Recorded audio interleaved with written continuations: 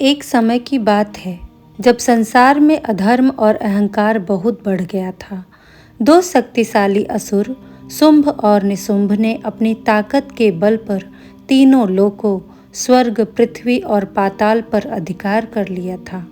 उन्होंने देवताओं को युद्ध में हरा दिया और उनका सब कुछ छीन लिया। देवता भयभीत होकर, निराश होकर इधर उधर भटकने लगे। आखिरकार सभी देवता हिमालय पर्वत पर एकत्र हुए और उन्होंने माँ दुर्गा की स्तुति शुरू की।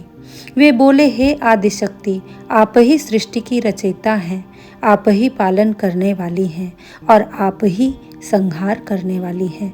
हमें इन दैत्यों से बचाइए। देवताओं की सच्ची भक्ति और प्रार्थना सुनकर वहाँ एक अद्भुत चमत्कार हुआ। उसी समय माता पार्वती वहाँ आईं। जैसे ही उन्होंने देवताओं की प्रार्थना सुनी, उनके शरीर से एक दिव्य तेज उत्पन्न हुआ। उस तेज से एक अत्यंत सुंदर, प्रकाशमय और तेजस्वी देवी प्रकट हुई। उन्हें कौशिकी देवी कहा गया। पार्वती का शेष शरीर काला हो गया, जो कालिका काली के रूप में प्रकट हुआ। इस प्रकार एक ही शक्ति के दो रूप सामने आए, एक शांत और सुंदर, दूसरा उग्र और भयंकर। कौशिकी देवी की सुंदरता और तेज की चर्चा दूर दूर होने लगी। जब यह बात शुंभ और निशुंभ तक पहुंची तो वे उनके सौंदर्य पर मोहित हो गए। उन्होंने तुरंत अपने एक दूत को देवी के पास भेजा। दूत ने देवी के सामने जाकर कहा, हे सुंदरी, हमारे स्वामी शुंभ और निशुंभ तीनों लोकों के राजा हैं। उनके पास अपार धन, शक्ति और वैभव है। वे आपको रानी बनाना चाहते हैं। आपको उनका प्रस्ताव स्वीकार कर लेना चाहिए। देवी ने शांत स्वर में उत्तर दिया, मैंने एक व्रत लिया है। मैं उसी पुरुष से विवाह करूंगी जो मुझे युद्ध में पराजित करेगा। यदि तुम्हारे स्वामी इतने शक्तिशाली हैं तो उन्हें स्वयं आकर मुझसे युद्ध जीतना होगा। दूत ने यह संदेश जाकर शुंभ और निशुंभ को सुनाया। सुनकर वे क्रोधित हो उठे। उन्होंने इसे अपना अपमान समझा और तुरंत अपनी सेना को आदेश दिया कि देवी को पकड़कर उनके सामने लाया जाए। सबसे पहले उन्होंने अपने सेनापति चंड और मुंड को भेजा। वे विशाल सेना लेकर देवी पर आक्रमण करने पहुंचे। जब उन्होंने देवी को घेर लिया तब देवी के चेहरे पर क्रोध की झलक दिखाई दी। उसी क्षण उनके ललाट से एक भयंकर रूप प्रकट हुआ। वह थी माँ काली। माँ काली का स्वरूप अत्यंत भयानक था। काले रंग की देह, बिखरे बाल, लाल आंखें और हाथ में तलवार। उन्होंने युद्ध के मैदान में प्रवेश करते ही चंड और मुंड की सेना का संहार शुरू कर दिया। कुछ ही समय में उन्होंने चंड और मुंड दोनों का वध कर दिया और उनके सिर देवी के चरणों में प्रस्तुत किए। देवी ने प्रसन्न होकर कहा, हे काली, तुमने चंड और मुंड का वध किया है, इसलिए आज से तुम्हारा नाम चामुंडा होगा। अब शुंभ और निशुंभ और भी अधिक क्रोधित हो गए। उन्होंने अपने सबसे शक्तिशाली असुर रक्तबीज को युद्ध के लिए भेजा। रक्तबीज की एक विशेष शक्ति थी।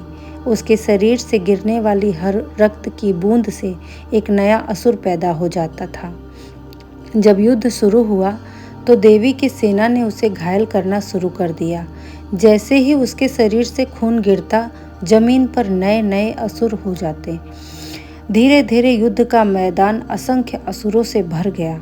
यह देखकर देवी ने काली को आदेश दिया, हे काली, तुम अपना विशाल मुख खोलो और रक्तबीज के शरीर से गिरने वाले हर रक्त को पी जाओ ताकि वह और असुर पैदा न कर सके।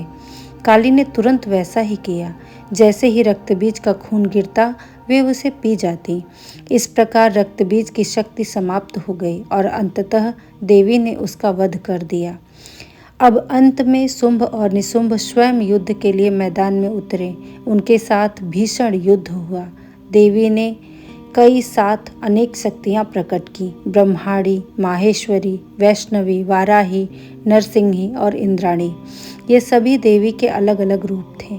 युद्ध के दौरान पहले निशुंभ देवी के हाथों मारा गया। यह देखकर शुंभ क्रोधित हो गया और उसने देवी से कहा, तुम अकेली नहीं हो, तुम कई देवियों की सहायता से युद्ध कर रही हो। देवी मुस्कुराई और बोली, ये सभी मेरे ही रूप हैं। इस संसार में मैं ही एकमात्र शक्ति हूँ। यह कहकर सभी देवियाँ पुनः देवी में समा गईं। अब देवी अकेली ही शुंभ के सामने खड़ी थी। दोनों के बीच भयंकर युद्ध हुआ। अंततः देवी ने शुंभ को भी पराजित कर उसका वध कर दिया। इस प्रकार अधर्म और अहंकार का अंत हुआ और धर्म की विजय हुई। युद्ध समाप्त होने के बाद सभी देवता अत्यंत प्रसन्न हुए। उन्होंने देवी की स्तुति की और कहा, हे माँ, आपने हमें पुनः हमारा स्थान दिलाया। आप ही हमारी रक्षा करने वाली हैं। देवी ने प्रसन्न होकर उन्हें आशीर्वाद दिया और कहा, जब जब संसार में संकट आएगा, मैं विभिन्न रूपों में प्रकट होकर अपने भक्तों की रक्षा करूंगी। उन्होंने यह भी कहा कि जो व्यक्ति श्रद्धा और भक्ति से दुर्गा सप्तशती का पाठ करेगा, उसे भय, रोग और सभी प्रकार के कष्टों से मुक्ति मिलेगी। इस प्रकार यह कथा हमें सिखाती है कि चाहे बुराई कितनी भी शक्तिशाली क्यों न हो, अंततः सत्य और धर्म की विजय होती है। देवी की शक्ति हमारे भीतर भी विद्यमान है, बस हमें उसे पहचानने और जागृत करने की आवश्यकता है। जय माता दी।